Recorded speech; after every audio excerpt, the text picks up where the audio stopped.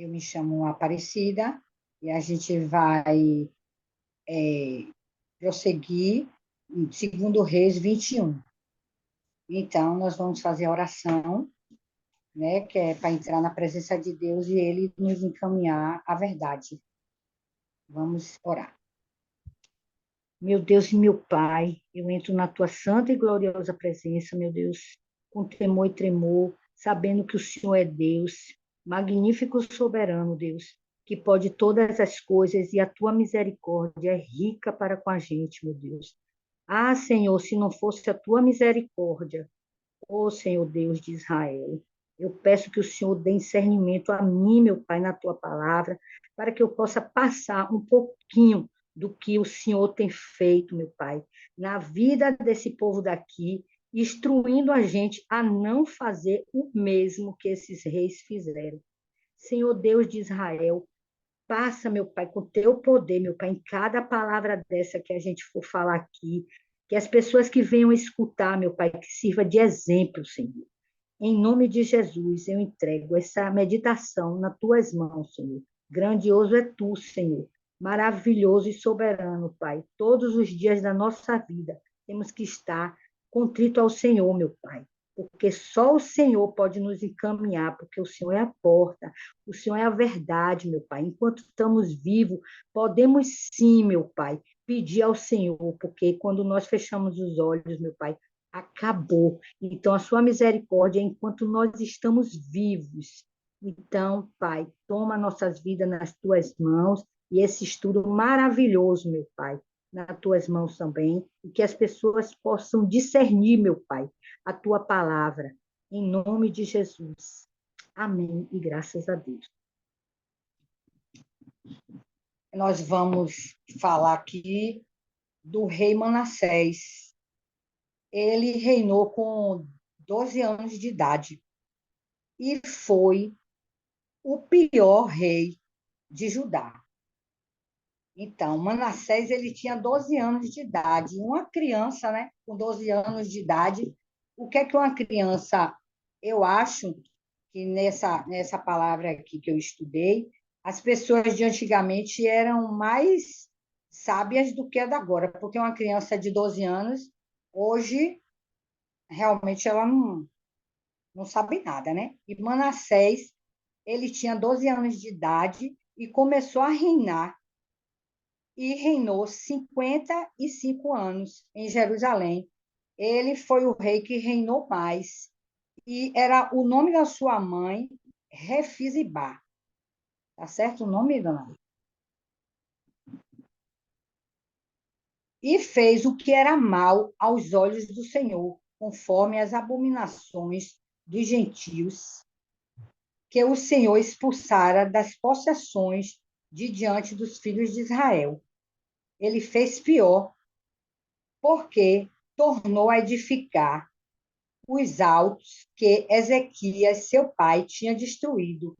Então, Manassés, o pai de Manassés, Ezequias, ele, por ser uma pessoa, no estudo 20, ele era uma pessoa que ele não era idólatra, né? Ele tirou os altares e edificou ao Senhor na sua.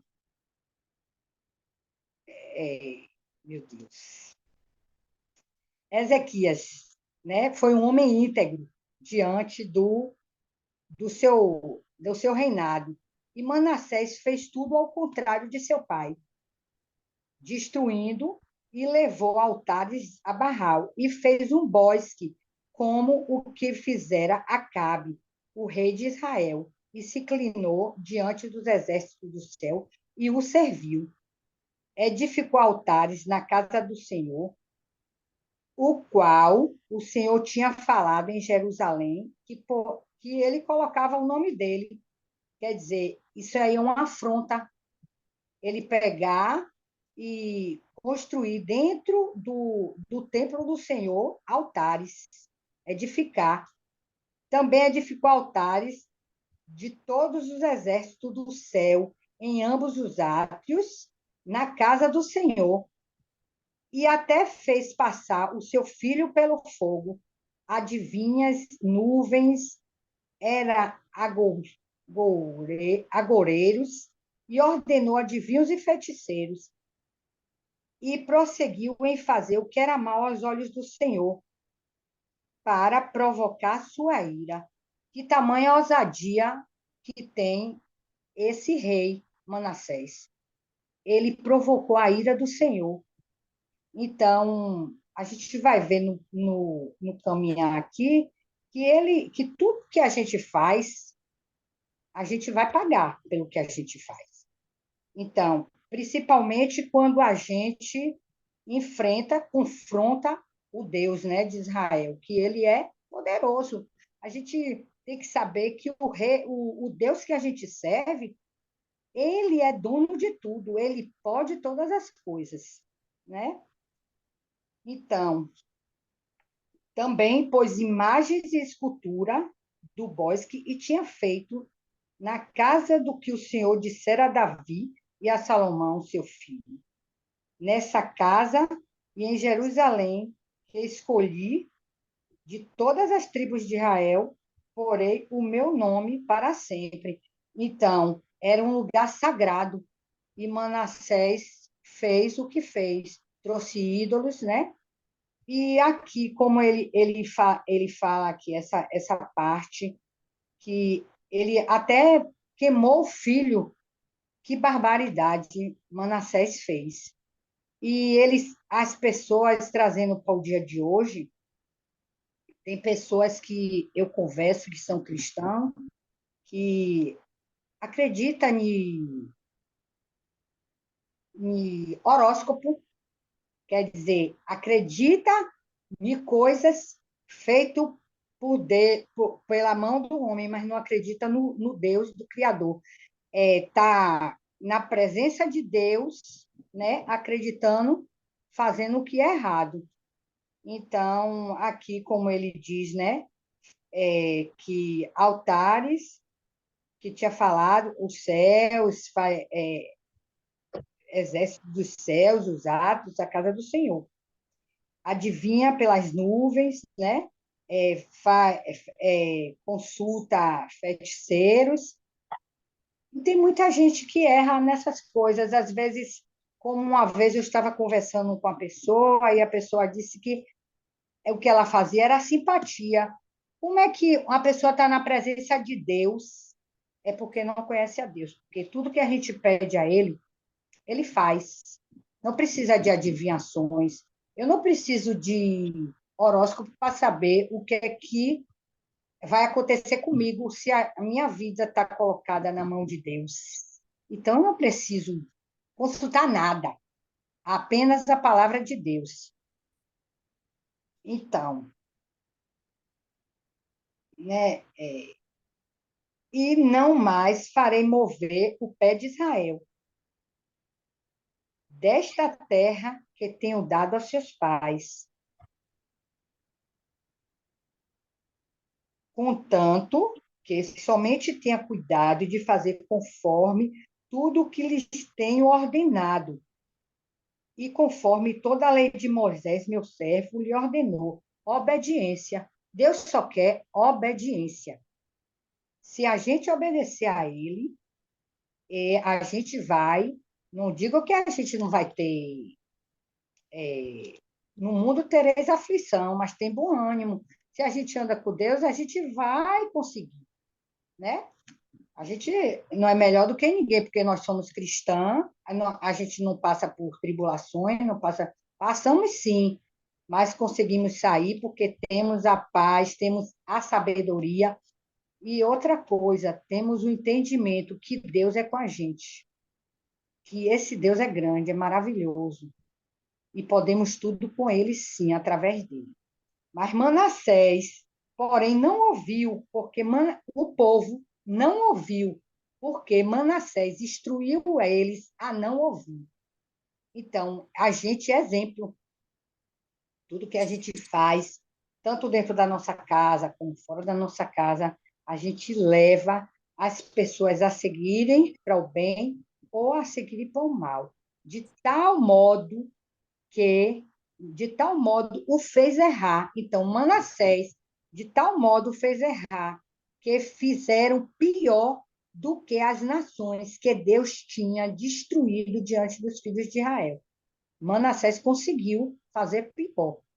Então o Senhor falou pelo ministério dos seus servos, os profetas, dizendo: portanto, Manassés, rei de Judá, fez estas abominações, fez pior do que tudo, fazendo pior do que tudo quanto fizera os amorreus, que foram antes dele, e até também a Judá fez pecar com os seus ídolos.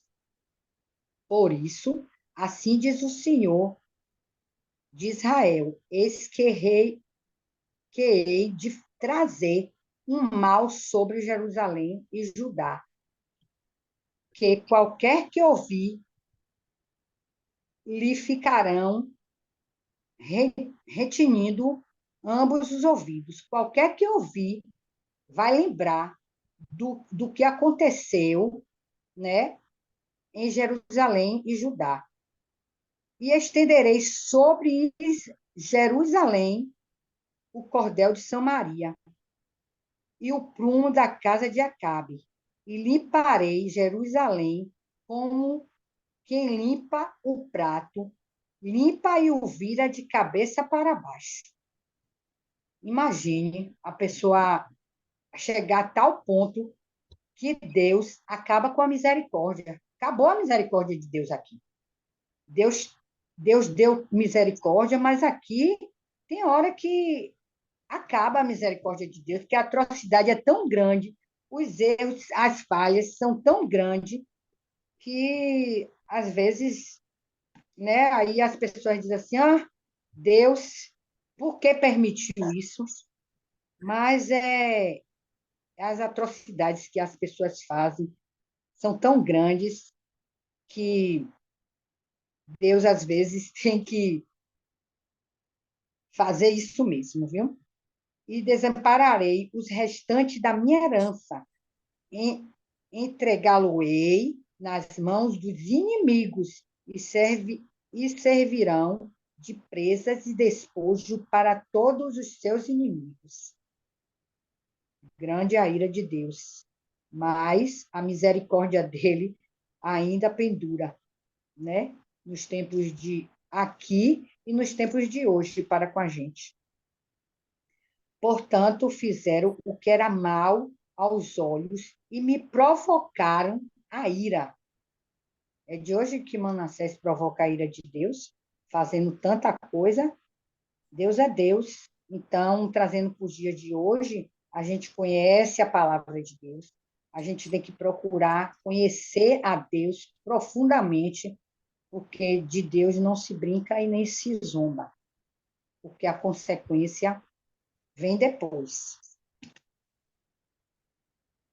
Portanto, fizeram o que era mal aos meus olhos e provocaram a ira, desde o dia em que seus pais saíram do Egito até hoje. Além disso, também Manassés derramou muitíssimo sangue inocente. Quanta gente morreu pelas coisas que Manassés fez? Quantas pessoas inocentes foram, né, atrás da palavra de Manassés, da instrução de Manassés, achando que tudo que ele estava fazendo não ia proceder o mal, mas, além disso, também Manassés derramou muitíssimo sangue inocente, até que encheu a Jerusalém de um lado extremo afora seu pecado, com o que fez Judá pecar, fazendo o que era mal aos olhos do Senhor. Manassés aqui, eu li, né, 33, 11, segunda Crônica 33, 11 a 13. Eu vi que Manassés, ele fez toda essa atrocidade, né? E Deus permitiu. Vamos lá, se não quiser abrir, eu vou abrir e vou ler. Tá? Segundo Crônicas 33, 11 a 13. Então, assim. Ah, tá. Pode abrir, se quiser acompanhar. Assim, o Senhor trouxe sobre os capitães do exército do rei da Síria, os quais prenderam a Manassés com ganchos e amarrando com cadeias e levaram para a Babilônia. Então, que dor Manassés passou. Aqui a gente lê assim: então prenderam Manassés, né, amarraram com cadeias e levaram para a Babilônia, com ganchos. Que dor, que extremo, né? Como Dona Lília falou aí, quem não vai pelo amor, vai pela dor. Manassés teve que passar por tudo isso para saber que Deus é Deus. Eu não quero passar por tudo isso para saber que Deus é Deus. Eu quero continuar indo, né, na palavra de Deus e tentando sempre me desviar do mal. E ele, angustiado, orou deveras ao Senhor, seu Deus, e humilhou muito perante a Deus de seus pais. E fez uma oração, e Deus se aplacou para com ele e ouviu a súplica e tornou a trazê-lo a Jerusalém ao seu reino. Então conheceu Manassés que o Senhor era Deus. Deus teve misericórdia, porque quando a gente ora com sinceridade, Deus vê dentro da gente a sinceridade. Então a gente faz mudar, né? Aquilo que a gente fez, Deus olha para dentro da gente, vê se é sincero. Se for sincero, ele vai dar o livramento. E eu pensei aqui, porque eu vejo a instituição Manassés, aí eu digo assim, eu pensei até que Manassés não tinha sido salvo, mas pelo que eu li aqui, Deus teve misericórdia da alma de Manassés. Ele foi salvo, porque a misericórdia desceu sobre Manassés. Então, Manassés dormiu com seus pais e foi sepultado no jardim da sua casa, no jardim de Uzá. E Amon, seu filho, reinou em seu lugar. Tinha Amon 22 anos de idade quando começou a reinar, e 2 anos reinou em Jerusalém. E era o nome da sua mãe, Mensulemete, filha de Haruz, de Jotibá, e fez o que era mal novamente, né? O filho copiou o que o pai fez. Então, a gente tem que ver, porque. Ah, a senhora suspendeu, não. A gente tem que ver que a gente é exemplo, né? No lugar que a gente chega, dentro da casa da gente. Então, para que os nossos filhos, as pessoas que acompanham a gente, não herde essa maldição, né? Que o filho de Manassés Amon está fazendo e vai fazer. Pode falar que eu estou aqui tão. A senhora está empolgada, não quer nem dar uma brechinha para a gente. Ó, eu quero voltar aí à história ainda de Manassés. A gente já entrou em Amon, vamos dar uma paradinha ainda, uma meditação aqui em Manassés. Uma coisa que eu fico me perguntando é por que Manassés se permitiu ter sido tão perverso quando ele teve um pai que foi um excelente exemplo. Se a gente observar, o que ele fez foi imitar os, os mesmos atos do seu avô, de Acás. Acás foi muito perverso, trouxe idolatria para dentro de Israel, aquela coisa toda. E a gente vai perceber que Ezequias é completamente o oposto. A gente chegou até a pensar que, provavelmente, por causa da influência da mãe, na vida do Ezequias, porque o pai era um péssimo exemplo. E até o final da sua vida continuou sendo um péssimo exemplo. Mas a gente vai ver que Ezequias não, cara. Ezequias fez realmente a restauração espiritual dentro de Israel, a reforma religiosa, vamos dizer assim. Ezequias, ele fez com que a Bíblia tornasse a ser lida. Não tinha Bíblia na época, mas já existiam as leis, os profetas, já existia a Torá, já existiam alguns livros, né, que poderiam ser lidos e usados como palavra de Deus, principalmente a Torá, os cinco primeiros livros da nossa Bíblia. E ele foi extremamente perverso. Interessante. Que ele fez tudo, a palavra de Deus diz aqui, que ele fez no verso 9, né? Vou ler aqui na minha versão. Manassés de tal modo os levou a andar errantes, que fizeram pior do que as nações que o Senhor tinha destruído de diante dos filhos de Israel. Lembra que quando Israel entra em Canaã, Deus dá ordem para que eles eliminem todos aqueles povos, pelo simples motivo de que eles eram povos perversos, principalmente idólatras. Então, se Deus fez aquilo com aqueles povos que faziam isso, imagina o que fazer com Judá, que foi pior do que todos aqueles povos. O que esperar de Judá? Deus poderia ser injusto o suficiente para poupar Judá, sendo que ele não poupou nenhum outro que praticou as mesmas práticas? Passar o filho no fogo, sacrificar o filho para um Deus morto, um Deus que não existe. Isso é insanidade. A gente vê que Ezequias deixa o seu reino gozando de certa prosperidade, porque bateu na cabeça de Manassés abandonar esse Deus que estava garantindo a segurança e a proteção de Israel, ou melhor, de Judá, e ele começar a buscar outros deuses. Eu não consegui compreender isso. O texto fala também, cita o nome da mãe de Manassés. Se citou o nome da mãe, é porque havia alguma relevância.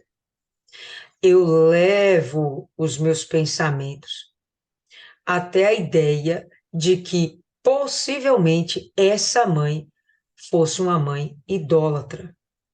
Alguém tinha que influenciar esse menino.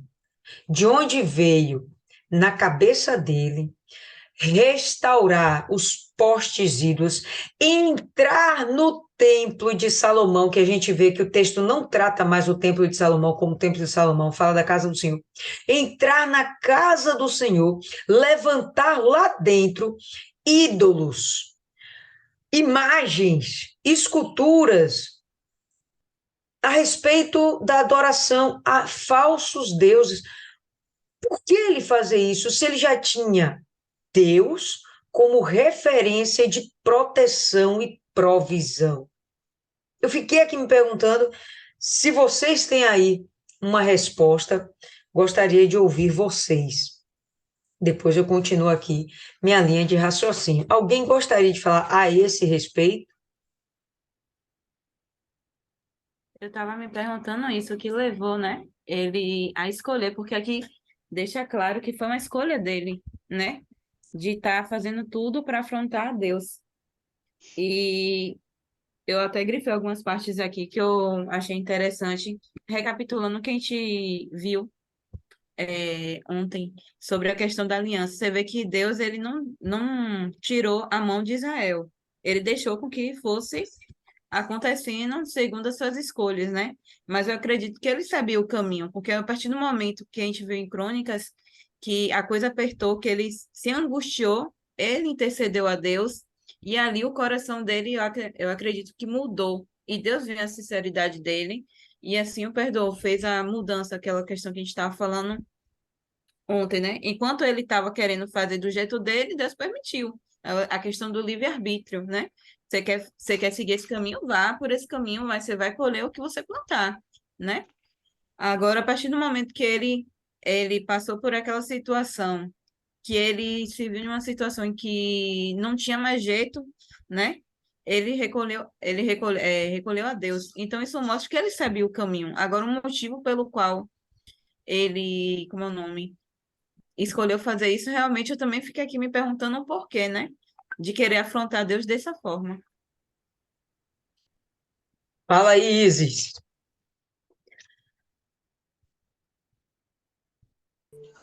Eu acredito que a resposta desse questionamento está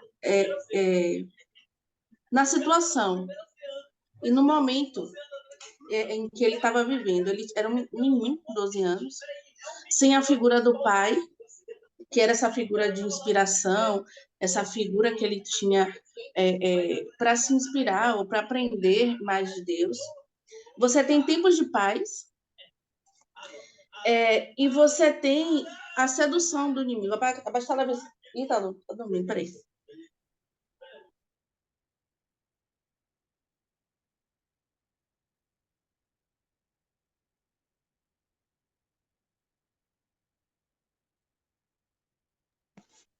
Você tem tempos de paz, você tem a figura que é o menino, sem ter essa pessoa de inspiração e levando em consideração que o diabo é um sedutor.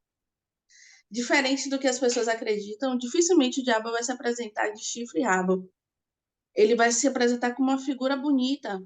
E se você reparar, as coisas do inimigo são muito bonitas.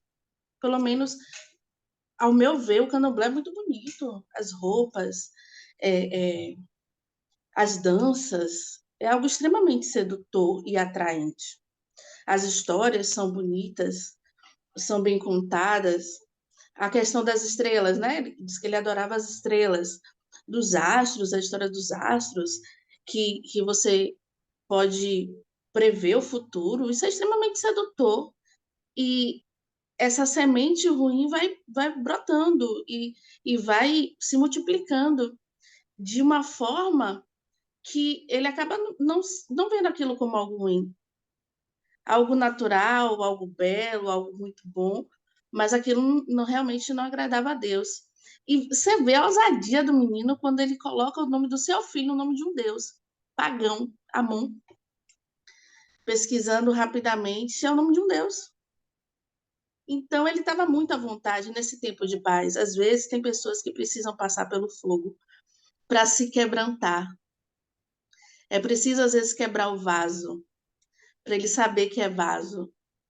Isso acontece muito com gente que tem muita grana, que já nasceu em berço de ouro, que nem considera Deus, se diz ateu. Hoje em dia, ser ateu é chique, é coisa de intelectual.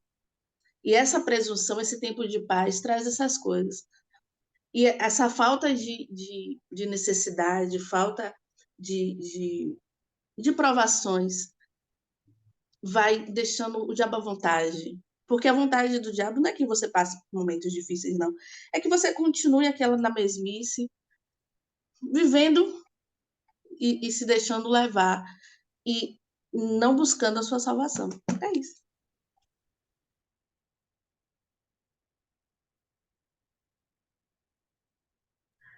Achei interessante seu posicionamento. Fernanda,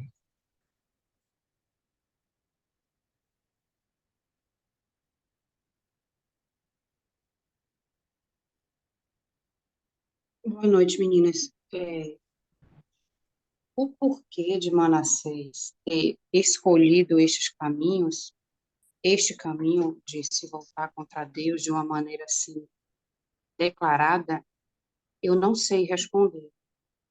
A gente pode encontrar na palavra indícios, a gente pode encontrar em pesquisas, suposições, mas eu acredito muito no plano e no controle de Deus em cima de todas as coisas, porque nós temos o entendimento de que a palavra é o precedente que Deus deixou para nós, para que pudéssemos lidar com absolutamente todas as questões da nossa vida cotidianamente.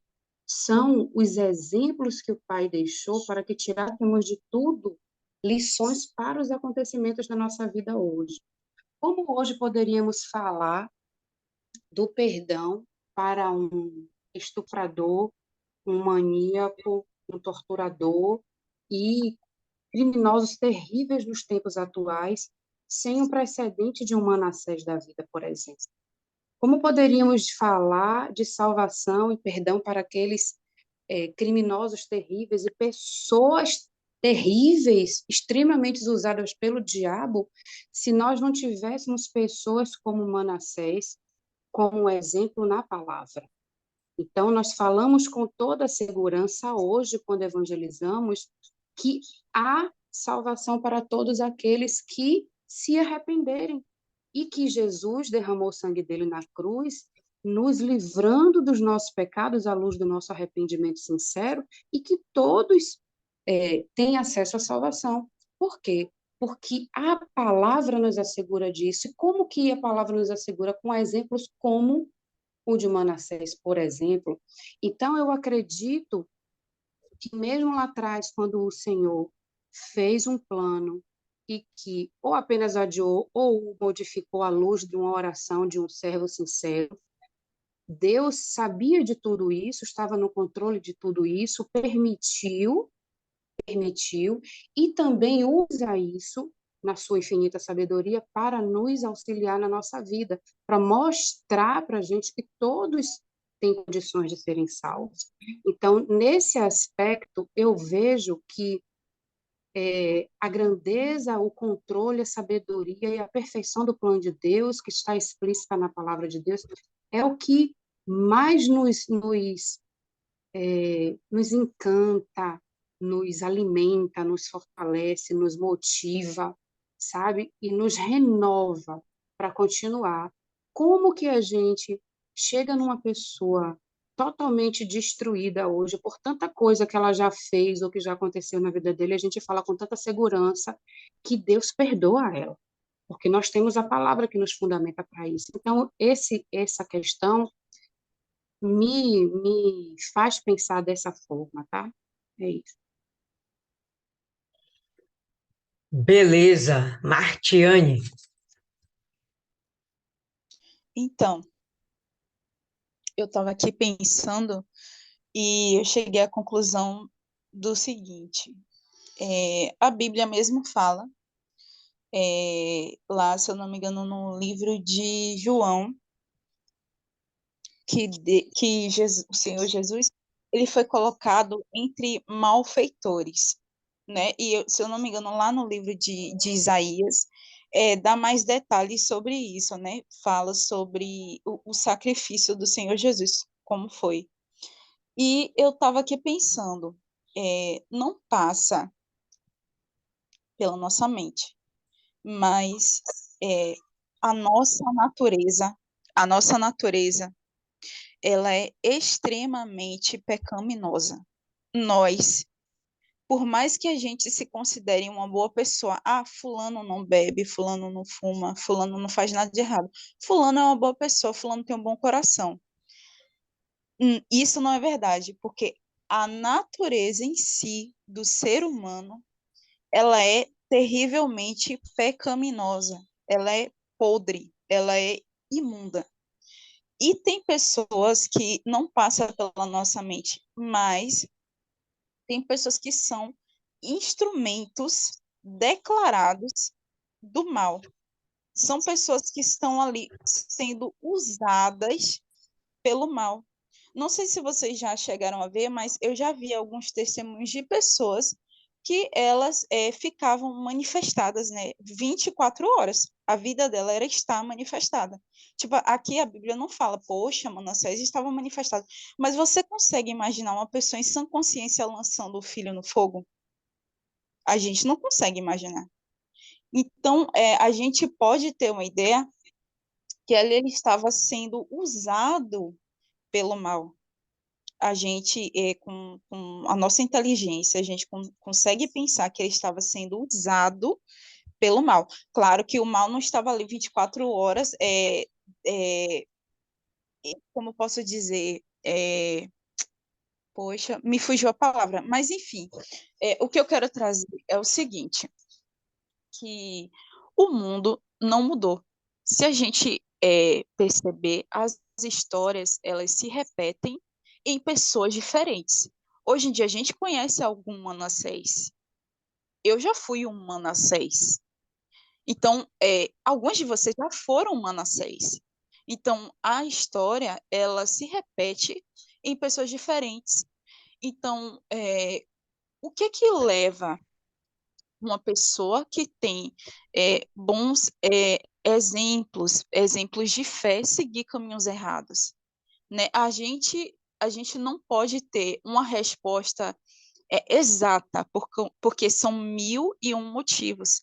Assim como a gente não consegue compreender, por exemplo, um homem que ele é casado, ele é pai de família, e ele sai de sua casa, estou dando exemplo, tá, gente? E ele vai ali na orla e ele pega uma garota de programa para ter uma hora de prazer e divertimento com ela. A gente não consegue entender por que que uma pessoa é levada a fazer isso, sabendo que no fundo do interior dela, ela sabe que céu e inferno existem. Ela sabe porque todo ser humano, até um ateu, gente, ele tem essa consciência de que Deus, ele existe. Ele só não quer admitir, mas ele sabe que Deus existe e ele sabe que um dia ele vai estar diante de Deus. Todos nós sabemos que um dia todos nós vamos prestar contas diante de Deus, todos nós, né? Então, assim como a gente não consegue compreender, né, porque Isis falou aí, né, deu exemplo, porque uma pessoa que está no candomblé decide ali dar vida no candomblé, seguir o outro lado, sabendo que Deus existe e que o único caminho é Deus. A gente não pode dizer em detalhes o porquê, o que leva uma pessoa a fazer isso. Mas o que a gente pode dizer é o seguinte, que a vida é feita de escolhas. E a gente tem que ter muito cuidado com as nossas escolhas. Infelizmente, Manassés, ele não escolheu a boa parte. E aí a gente acaba lembrando de quem? De Marta e Maria. A gente viu que Maria, ela escolheu a boa parte. Ou seja, o Senhor Jesus, ele estava ali para as duas. Mas Maria, ela escolheu dar ouvidos ao que o Senhor Jesus estava falando, enquanto Marta estava ali dando atenção às coisas terrenas. Ah, não vou arrumar casa, eu tenho que preparar casa, eu tenho que fazer isso, eu tenho que fazer aquilo, tem que estar tudo perfeito, não pode sair nada errado, o mestre está aqui. Mas Maria, ela se ela decidiu dar ouvidos ali ao Senhor Jesus. Então, a gente pode entender que a resposta ela está na escolha e na decisão. E a gente viu que, por Manassés ele não ter escolhido a vida, ele acabou escolhendo a morte espiritual, ele não ter escolhido a bênção, ele ter escolhido a maldição, ele tinha que sofrer as consequências daquilo para futuramente ele ter esse momento de arrependimento. Então, foi esse o pensamento que eu tive, né?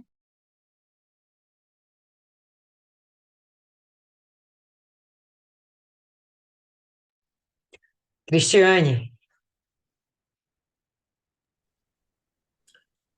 Olha, Lília, todos os reis, eles tinham seus conselheiros, né?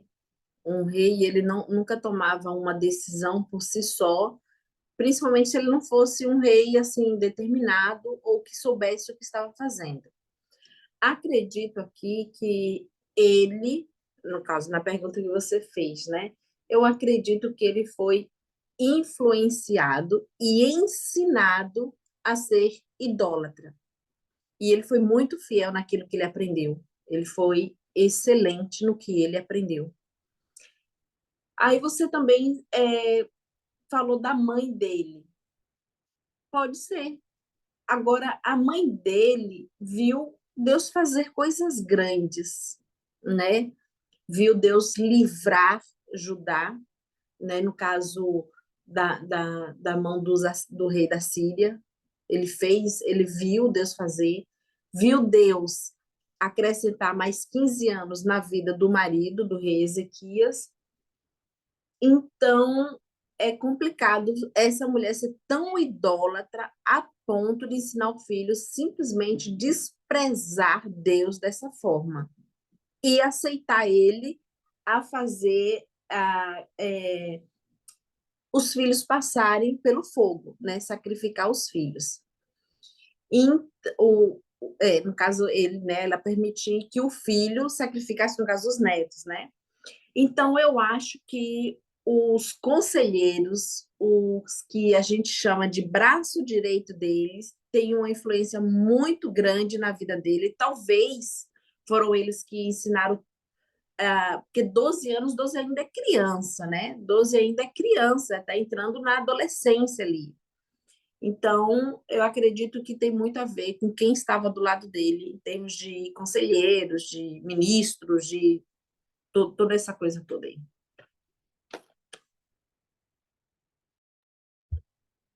Também gostei dessa fala aí. Isis, Eu queria comentar a fala de Martiane, concordo muito com ela. Eu acho que Martiane não, Fernanda não. Esqueci o nome dela. A loira. Ela Fernanda, falando no assunto, mas eu discordo um pouquinho quando ela fala que a vida é feita de escolhas, realmente. A vida é feita de escolhas, mas a gente também é fruto do nosso meio. Eu não sei se vocês já viram, mas eu já vi vídeos de criancinhas sendo iniciadas em outras religiões, religiões de matriz africana. A gente, pelo menos eu, fui uma criança criada. Minha avó era meio indecisa, mas eu fui criada, né? Sendo levada para a igreja. E a gente também é muito fruto do nosso meio. Tem uma máxima que diz que a gente é a média das cinco pessoas com que a gente convive. E eu vejo que foi de suma importância a figura da minha avó, de busca pela fé, de orar, de interceder pela nossa família. E vejo que hoje eu faço isso pela minha família. Eu oro pelos meus, eu intercedo, eu falo de Jesus para eles. Talvez tenha faltado essa figura para Manassés, porque não se iludam, Judá estava contaminada, apesar de ter um rei que destruiu com muitas das práticas, mas aquilo ali estava ali no povo, estava nos servos, estava nos nobres, a idolatria estava muito ali. Tanto que ele adquiriu em muito pouco tempo muito conhecimento sobre as outras práticas, outras religiões. É isso. Fernanda,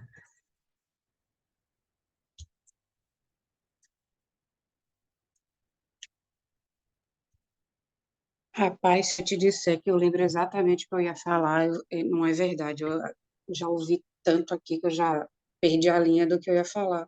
está Mas parecendo a Adriana. eu vou voltar para Martiane para ver se eu retomo a linha do raciocínio. Martiane foi extremamente feliz na fala dela. Eu acredito, sim, nesse posicionamento dela, principalmente porque eu também já fui uma Manassés. Essa coisa do eu sou uma boa pessoa, não faço mal a ninguém, não desejo mal a ninguém, é o maior engano do diabo. E faz com que a gente viva uma vida justificando as nossas escolhas em cima de discursos enganosos como esse, quando o que nos justifica é o nome de Jesus quando a gente tem uma aliança com ele.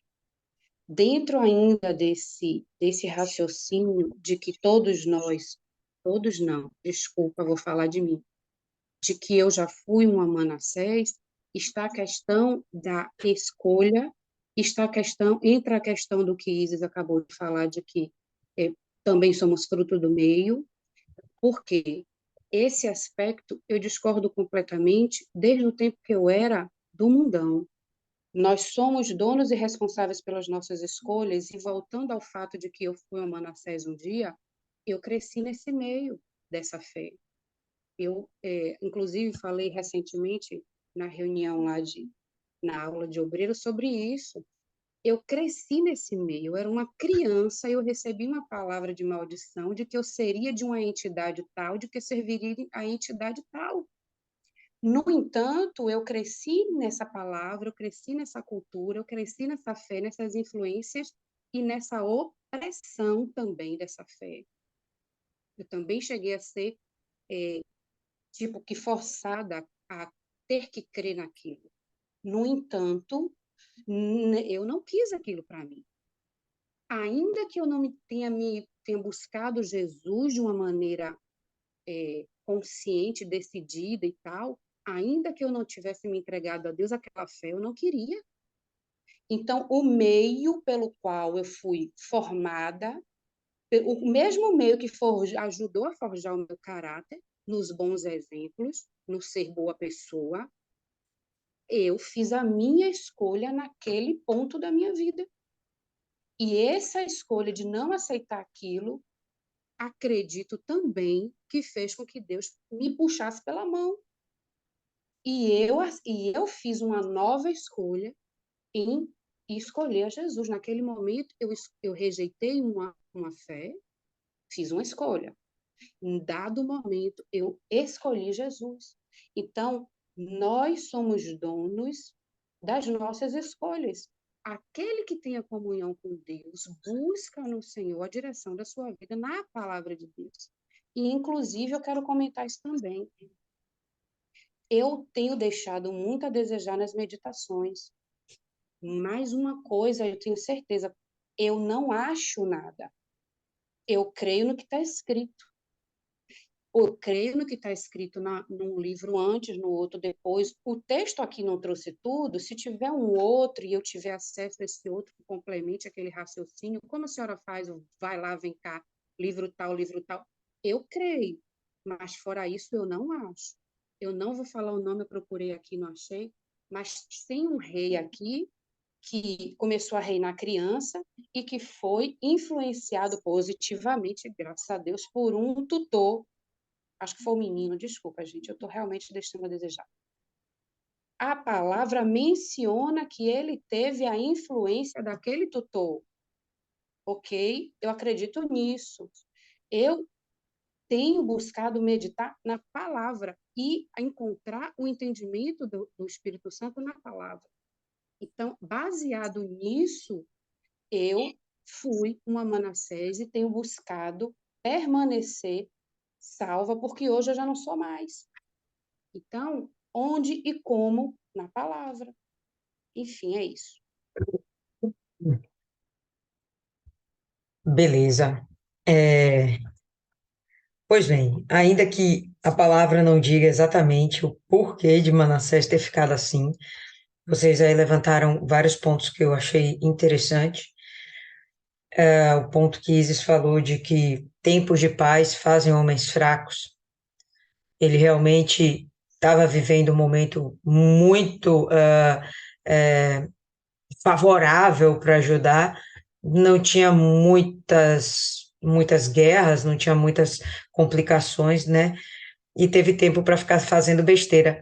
E como ele começa a reinar jovem, sem sombra de dúvidas, ele teve a influência de outras pessoas, como a Cristiane chamou a atenção, né, os seus tutores, e que com certeza eles influenciaram negativamente ele, porque, acho que foi Isis mesmo que falou, de fato, a essa altura do campeonato, Judá era uma nação contaminada. Por mais que Ezequias tivesse feito realmente uma reforma espiritual, venhamos e convenhamos, haviam pessoas lá que haviam bebido de dois vinhos diferentes, né? Tanto da adoração a Deus como da idolatria.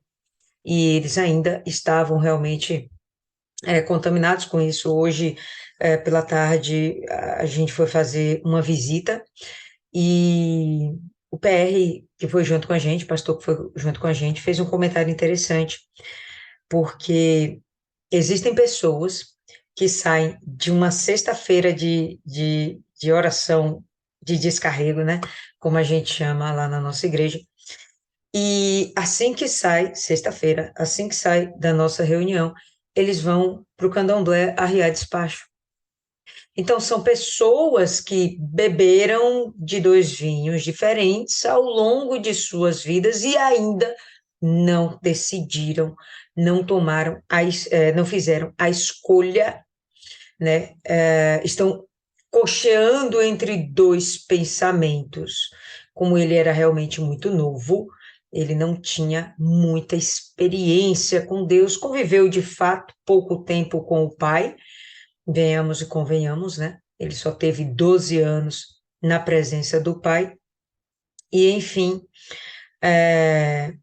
a maior influência que ele teve, provavelmente, da mãe e daqueles que estavam em seu redor.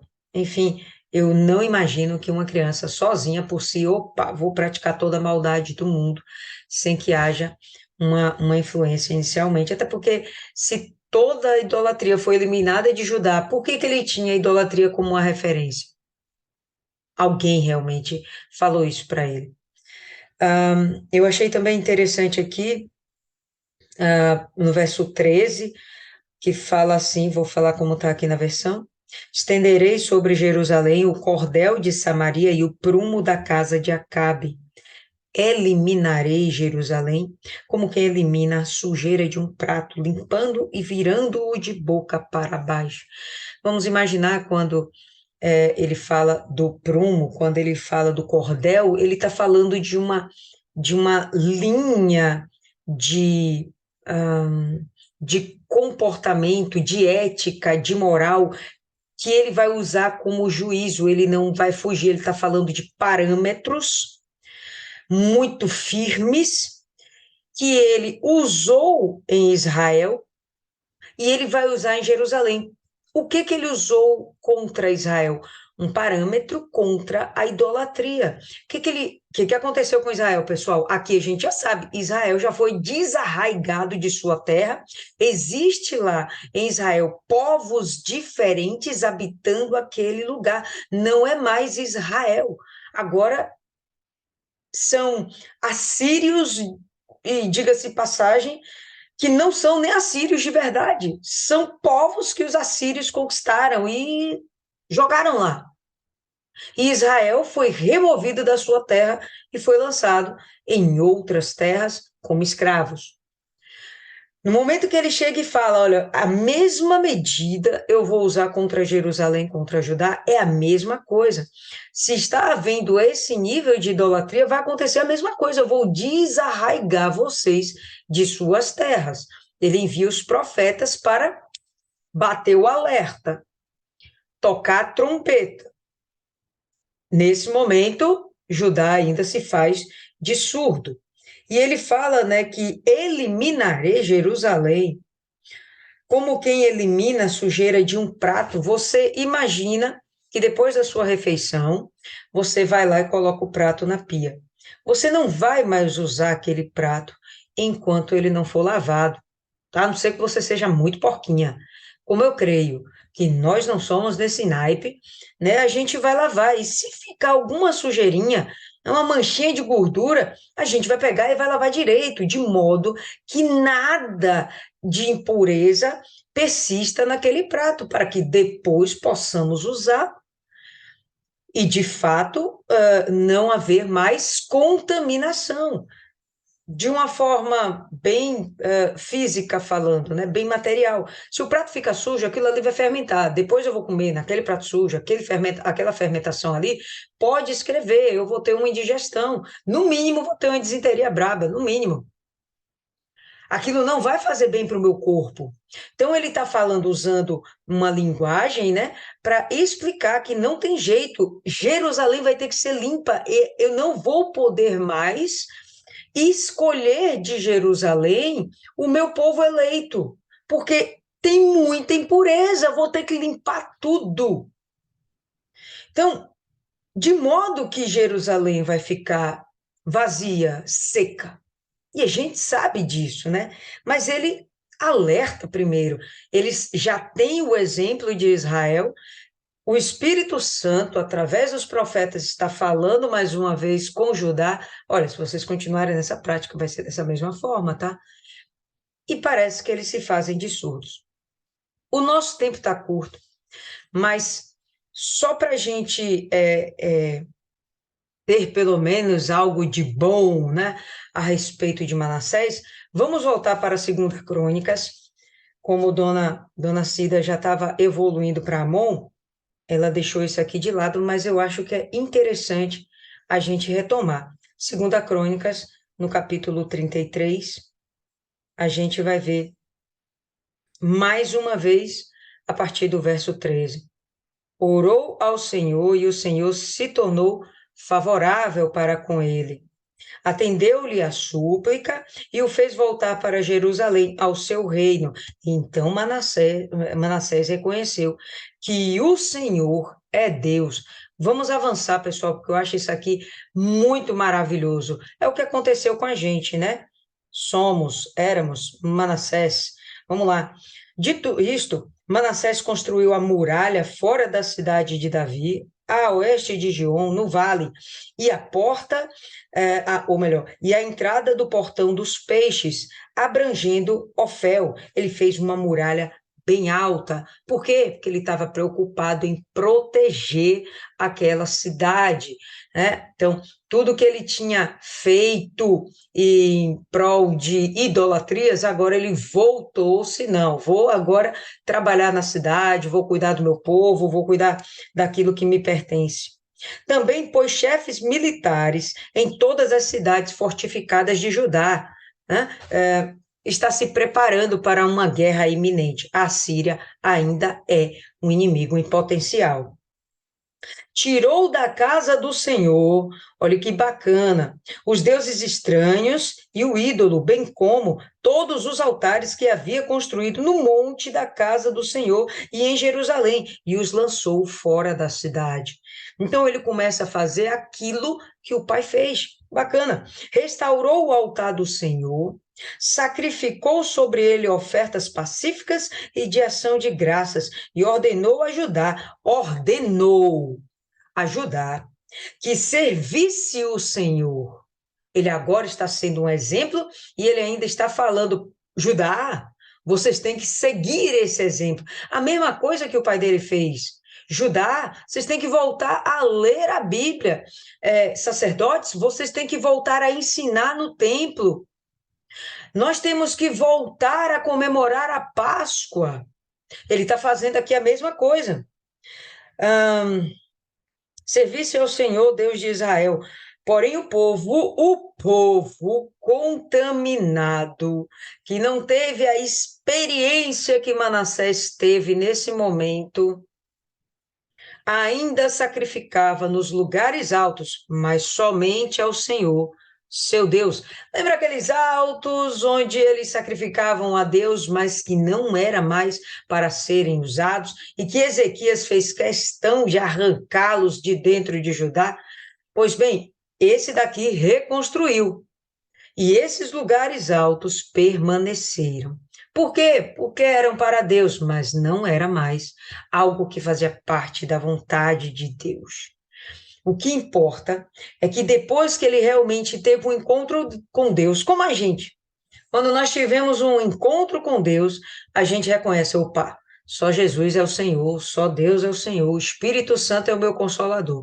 Então, ele muda completamente o seu proceder, nós mudamos o nosso proceder, Deus nos deu chance, vida, ainda que algo muito ruim tivesse acontecido com Manassés, isso se tornou para ele em algo bom. Então, a palavra lá em Eclesiastes fala que há tempo de sorrir, há tempo de chorar, há tempo de lamentar, há tempo de se alegrar. E quando a gente vê aqui esse tempo de dores, esse tempo onde não tem motivos para sorrir, a gente vê que no profundo é um momento onde a pessoa vai refletir, droga, se tudo isso aconteceu comigo, onde foi que eu errei? E aí é o momento oportuno para que o Espírito Santo alcance a alma daquela pessoa, como nos alcançou. Cada um de nós tivemos uma história realmente muito parecida, né, de chegar ao fundo do poço, e um poço que nós mesmas cavamos com as nossas próprias mãos, com as nossas próprias atitudes erradas, E quando a gente chega num momento que não suporta mais, tem gente que continua cavando poço até hoje, mas nós não suportamos mais. Chegamos no fundo de poço que dava para a gente suportar. A gente sai daquilo ali e reconstrói a nossa vida, criamos as muralhas em nosso redor, blindamos a nossa fé, fazemos com que nada venha penetrar, que o inimigo não venha ter acesso aos nossos pensamentos, aos nossos sentimentos, para que a gente não venha cair novamente em tentação, em erros, em falhas. Então, o que ele fez foi o que de fato Ezequias também fez, nós fizemos, e para sermos muito breves, vamos dar a palavra aí à dona Cristiane, e na terça-feira a gente conclui esse capítulo. Terça-feira vai ter Anjos da Madrugada aqui para Vilas do Atlântico, mas não tem problema, vai dar tempo, e aí a gente continua, e a gente conclui capítulo de 2 Reis 21 na terça-feira, ok? Cristiane, com você a palavra. Ô, Lília, aqui fala que ele estava cativo, né? Ele estava preso. Isso. Então, ele na prisão dele, ele ficou angustiado e fala que ele orou deveras ao Senhor, seu Deus, e humilhou-se muito perante o Deus de seus pais.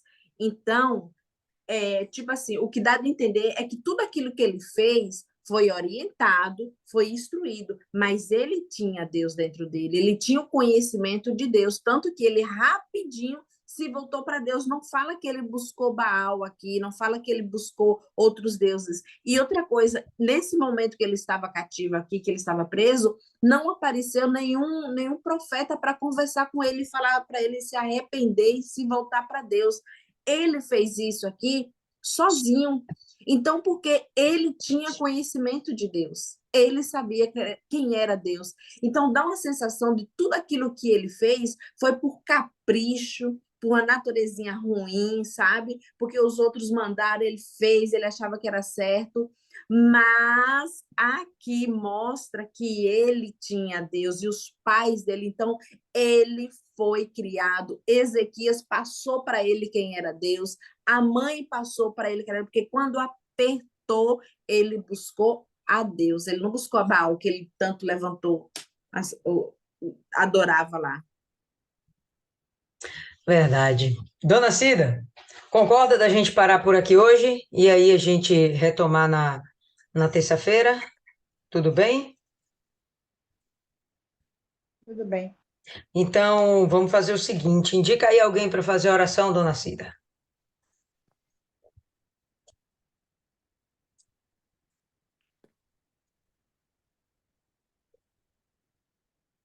Dona Cida, abre o áudio. Dona Cida, abre o áudio.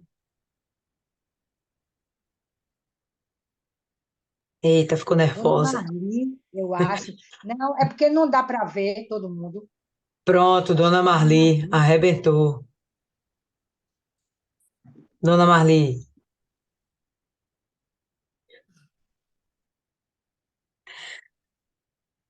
Demais, o negócio aí ficou tenso, né? Vamos lá. Dona Marli, é com a senhora. Senhor, Deus e Pai, obrigada, Senhor, pelo dia de hoje.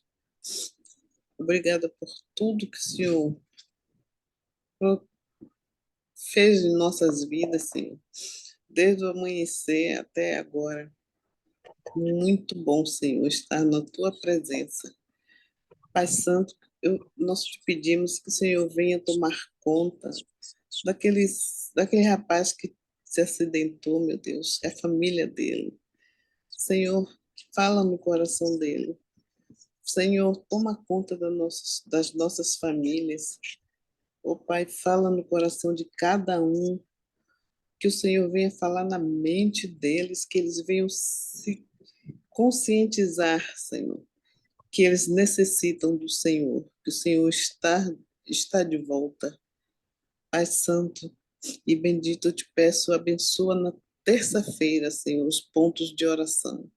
Que o Senhor venha proteger, Senhor, a cada um de nós. Que o Senhor venha usar, Senhor, a cada um. Que o Senhor vai fortalecer, ó Deus. que o teu Espírito Santo venha estar conosco para fazermos a tua obra. Senhor, que façamos, Senhor, de coração aberto para ti.